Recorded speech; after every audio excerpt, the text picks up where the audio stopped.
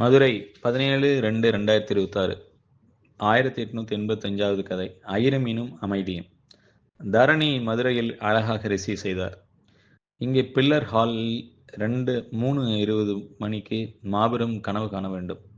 கவுஹாத்தியில் இருக்கும் பொழுது ரகுராமன் சார் மீண்டும் அழைத்து மதுரையில் பேச வேண்டும் என்று கொஞ்சம் அன்பால் மிரட்டி உத்தரவிட்டார். சார், நான் பேசுறது கொஞ்சம் பேருக்கு தானே புரிகிறது. சார், நீங்க பேசுவதில் சிறப்பே கேள்வி பதில் பகுதிதான். எக்ஸிஸ்டென்சியலிசம் பேச உங்களை விட்டால் ஆள் இல்லை. நம்ம அடையார் இன்ஸ்டியூட்டில் யூடியூப் லிங்க் அப்லோட் பண்ணிய ஒரே நாளில் 10,000 பேர் பார்த்தாங்க. 2 நாள் மீட்டிங் நடக்கிறது. போய் பேசுங்க சார். ரகுராமன் சார் எக்ஸிஸ்டென்சியலிசம் என்று சொல்லிவிட்டதால் தான் ஒப்புக்கொண்டேன் என்று நினைக்கிறேன். ஏனென்றால் அது என்ன என்று எனக்கே தெரியாது.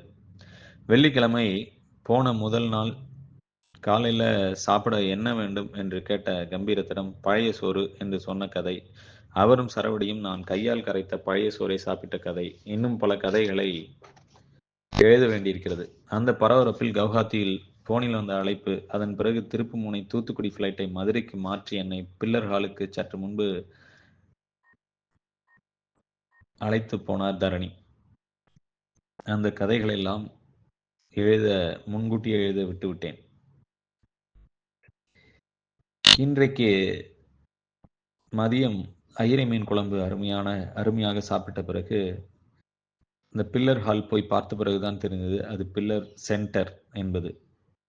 அடடா, எவ்வளவு அழகான இடம்! என்ன ஒரு நேர்த்தி, அமைதி!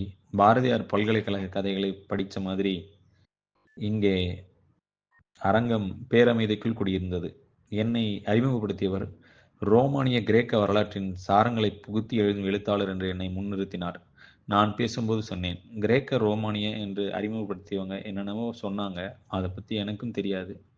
அதே மாதிரி நான் எழுதியதா சொன்ன புத்தக லிஸ்டில் 2 தலைப்புகள் நன்றாக இருந்தன, அதை குறிச்சுட்டேன். வேணும்னா அடுத்து எழுதி விடுகிறேன்.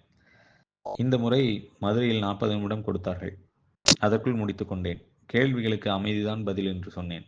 ஒருவேளை இனிமேல் பின்னூட்டம் வரலாம், வராவிட்டாலும் சரிதான்.